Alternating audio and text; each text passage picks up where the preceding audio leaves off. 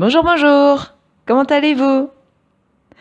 En sortant de l'école ce soir, j'ai fait des activités parascolaires. Puis nous sommes passés à la parapharmacie avant d'aller au centre paramédical pour ma séance de kiné. C'était la soirée des paras. Mais ça veut dire quoi, para? Para est un préfixe qu'on ajoute à un mot pour en modifier le sens. Para est un préfixe qui peut avoir lui-même plusieurs sens. Le premier sens vient du grec ancien. À l'origine, il voulait dire contraire à. Par exemple, comme dans paranoïa. Para, contraire à. Noia de noos, l'esprit, contraire à l'esprit. Contraire à l'intelligence, c'est-à-dire fou. Toujours en grec ancien, le sens de para a dérivé en à côté de. Par exemple, comme dans parallèle. Parallélos, para à côté, lélos, de l'autre, à côté l'un de l'autre. On a trouvé ce préfixe grec bien pratique, alors on leur emprunte.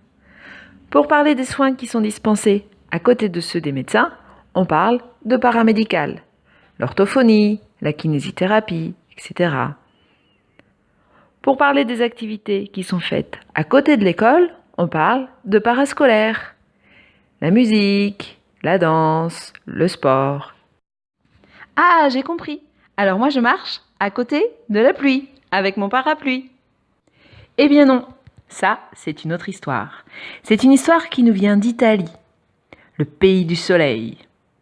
Pour s'en protéger, les Italiens utilisent depuis très longtemps le parasole, c'est-à-dire l'objet qui protège par arrêt du soleil, sole.